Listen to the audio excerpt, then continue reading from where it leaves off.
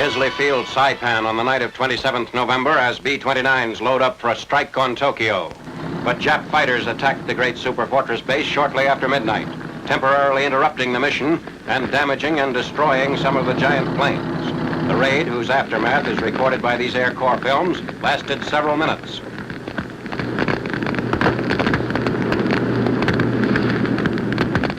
Daylight reveals the extent of the damage. The effects of the strike included casualties among the personnel. Bulldozers helped smother flames by heaping earth onto the wreckage. Many B-29s were already loaded with bombs intended for Tokyo. In one instance, strafing started a gasoline fire which set off bombs in the bomb bay, the resulting concussion affecting the other B-29s parked close by.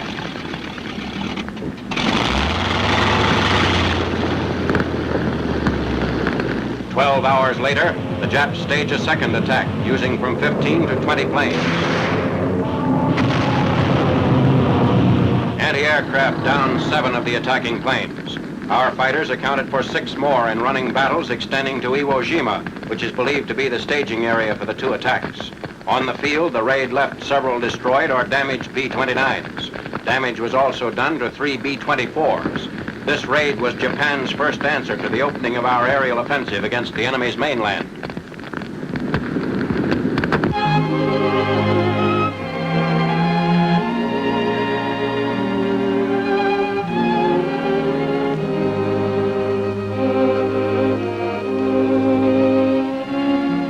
At a Red Cross Center, Navy films show home fronters with type O blood in their veins contributing to the first consignment of whole blood to fly the Pacific. A portable refrigerator for keeping live blood alive. Refrigerators reach Oakland, where planes of the Naval Air Transport Service operate a daily shuttle for the Navy's new organized whole blood program. Planes wing westward to service Army, Navy, and Marine Corps. First stop on the trip of more than 6,500 miles is Pearl Harbor. Thanks to air transportation, refrigeration, and a preservative solution, whole blood in quantities can now supplement plasma in tropical temperatures. So effective is this development that blood retains 75% of its normal efficiency 21 days after it's drawn from the donor.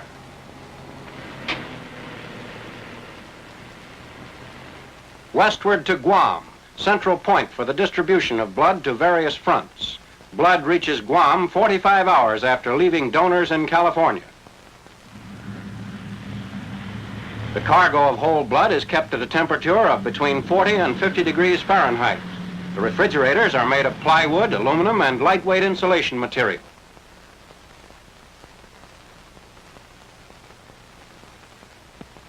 At the base hospital, blood is taken from the central blood bank refrigerator for Navy and Army distribution.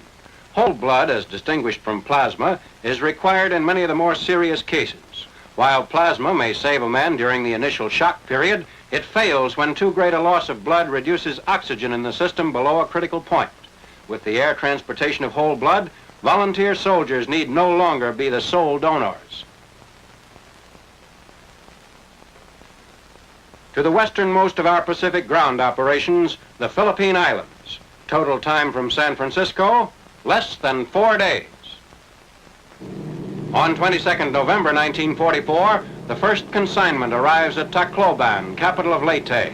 The time from San Francisco has since been cut by 24 hours. 300 pints of whole blood a day is the goal for the Pacific. This is in addition to the 100,000 pints of plasma and whole blood already required weekly from the home front. Refrigerators can maintain the proper temperature for over 60 hours. On Leyte, one of our wounded receives California's contribution, establishing a milestone in medical history.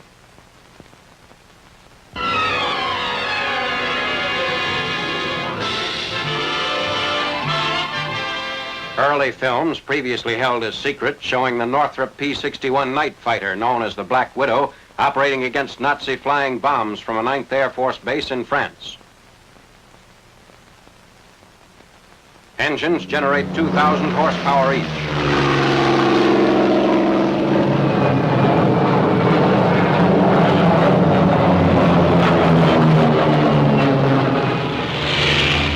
Beside two 20mm cannon under each wing, the Black Widow is armed with four 50 caliber machine guns mounted in a turret controlled by a central station fire control system. Both front and rear gunners can operate the turret, which can also be fired by the pilot when the guns are fixed in the forward position.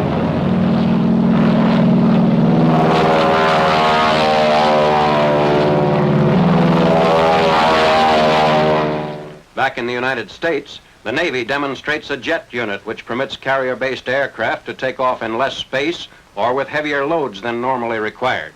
An engine in itself, each cylinder is full of a solid propellant which includes oxygen in the mixture so it can burn without air. It has an electrically controlled spark plug which sets it off and a rocket-like vent through which the jet gases pass to give their thrust. The unit is fastened directly to the fuselage.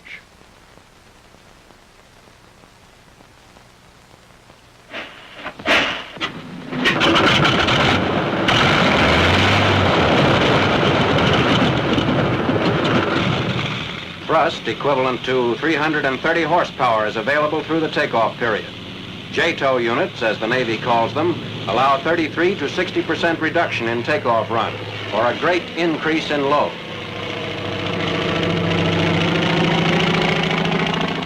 Once airborne, the JTOW unit is jettisoned. A carrier plane takes off, relying solely on propeller thrust.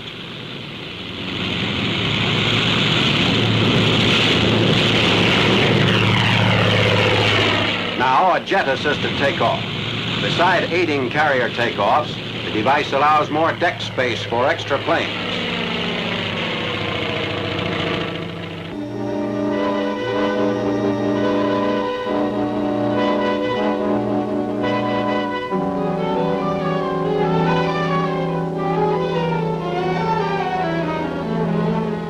To speed the flow of materiel southward as Allied units hammer the retreating Japs, a heavy-duty bridge across the Irrawaddy River is needed. Here at Lekapani, near Lido in Assam, equipage for a 25-ton pontoon bridge ends its long journey by rail from India. Shifted to semi-trailers and bound for the distant river crossing at Michinaw, the equipage rolls down the Lido Road.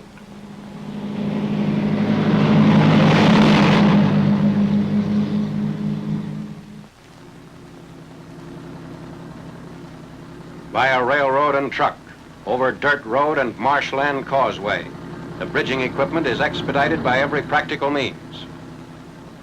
On the hairpin curves of the Lido Road in the mountains between Warrazup and Kamang, the semi-trailers run into trouble here because of their overall length of 53 feet. Transportation is delayed 2 weeks as the curves are widened.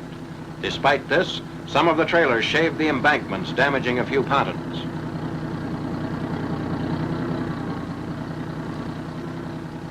Mogong, where a 30-mile stretch of track connects with Michinaw. Here, the pontoon equipage is transferred back to flat cars for the last lap of the journey. Riding along, too, are newly trained Chinese troops moving up to the Salween front. Early in December, the bridge construction equipment reaches the end of the line, Michinaw. An engineer light pontoon company assigned to the project hauls the pontoons to the bridge site on the banks of the Irrawaddy. Construction by parts is the method chosen for the Irrawaddy span. While the bridge is begun with the formal method of construction by successive pontoons, 4-boat 3-bay parts are assembled at other points on the near shore and maneuvered into position. Routes of communication in the rugged terrain of North Burma continue of strategic importance in the Allied drive to rout the Japs above Mandalay. While the advance elements, such as the specialized American combat troops known as the Mars Task Force, are frequently supplied by parachute, heavy equipment must go overland by a truck and pack mule.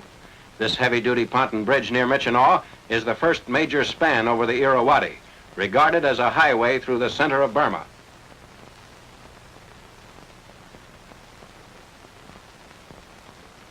Over the new bridge will go construction equipment for roads and airstrips, as well as armored vehicles in force. The completed pontoon bridge, although its normal capacity is 25 tons, it may be reinforced to accommodate tank loads up to 35 or 40 tons.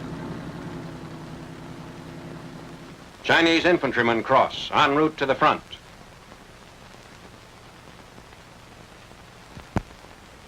South of Michinaw on 7th December, the Mohawk River is forded by elements of a tank group.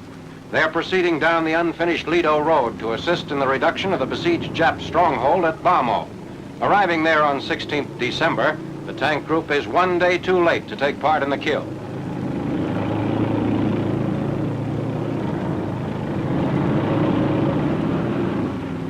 War dogs behind Jap lines on 4th December.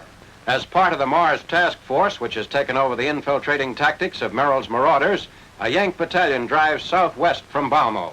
4 members of the India-Burma War Dogs Detachment scout jungle trails. Each dog works with the same soldier at all times. Handlers prepare the food for their own dogs.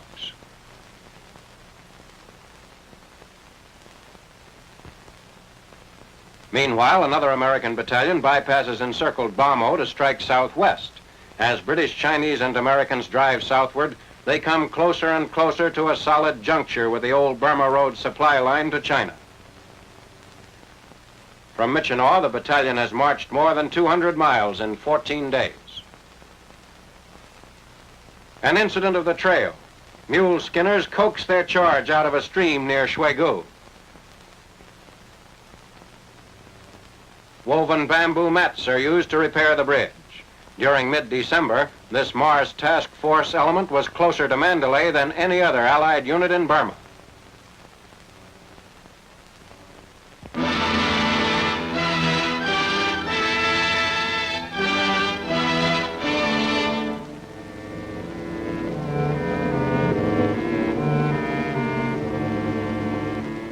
Chinese civilian evacuees and soldiers jam-packed the only road leading west from Liuzhou. Resting for a brief interval, these Chinese flee advancing Japanese driving northwestward along the Guangxi-Guizhou Railroad in south-central China. Like Guilin and other 14th Air Force bases running south from Hubei province, Liuzhou was only a short stopover place for many Chinese. They began their wanderings with the initial phase of the Japanese offensive in the north, late May 1944. The long trek continues. At this point, advance units of an estimated 250,000 Japanese troops are but a few miles behind. Their apparent objective, Guizhou province and the provisional capital of Chongqing.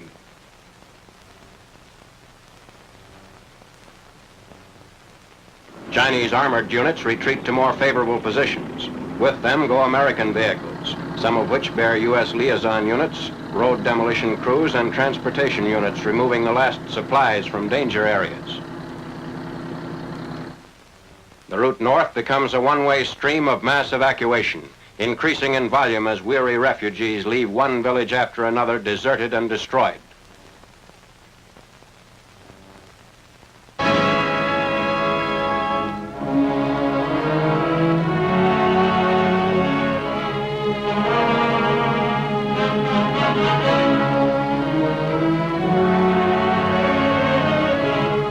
First Army Front, 11th December. The German towns of Obergeich and Geich are in flames as Lieutenant General Courtney Hodges' forces continue the advance which preceded the German counteroffensive.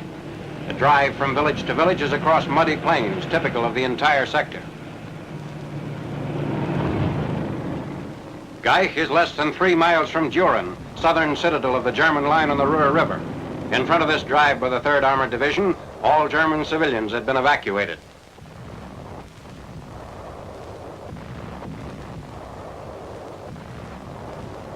At another point, wounded prisoners are carried to the rear by fellow captives. Beginning 16th December, a regrouping of forces takes place in this area as the Germans throw in new divisions to relieve the pressure of our attacks on the Cologne Plain. To the south, the 3rd Army had established a bridgehead across the Saar at Dillingen, Germany. At a position overlooking the city, an artillery crew on 8th December is firing on Siegfried fortifications which delay movement of supplies across the river to forward units. The tension is lifted when the observer jestingly registers doubt as to the accuracy of the crew's aim.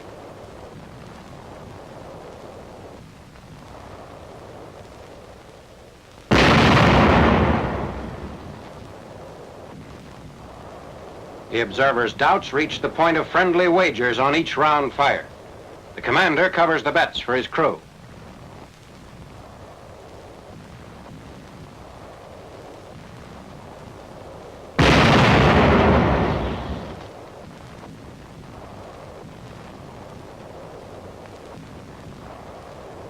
A direct hit.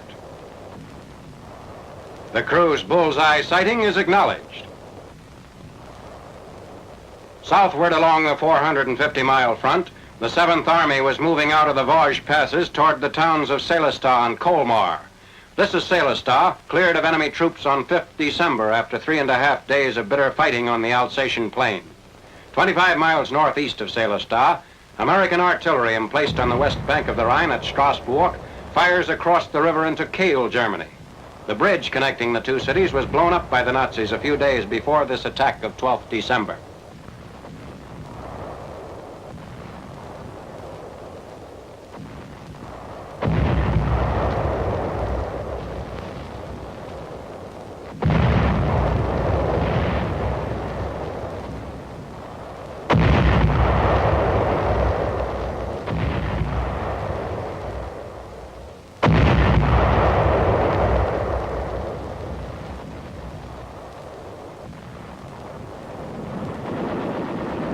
While the offensive at Strasbourg continued, General Patch's forces also were active at the northern end of the salient, being driven toward the Reich border in the area around the forest of Agno.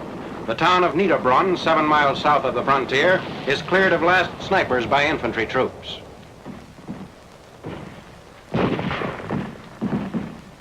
The infantry conducts a house-by-house search for hidden Nazis.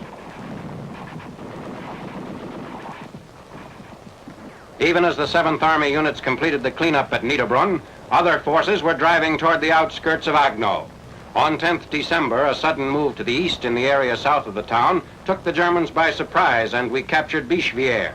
Elements of an infantry division enter the wrecked French town.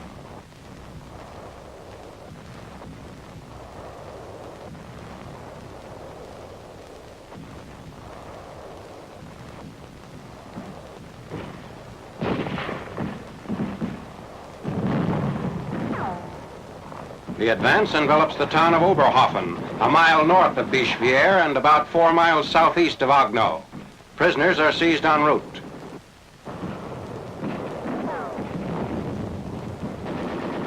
Self-propelled 105mm howitzers spearhead the attack.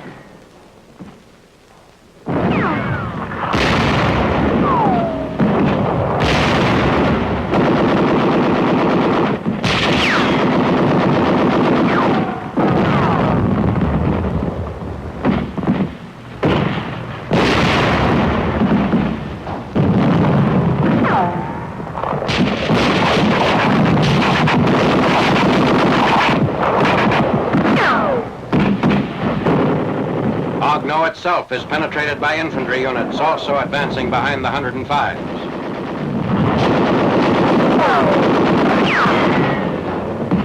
Three weeks after this action of 11th December, new Nazi counterattacks are reported against the 7th Army's positions west of the Wissembourg Gap.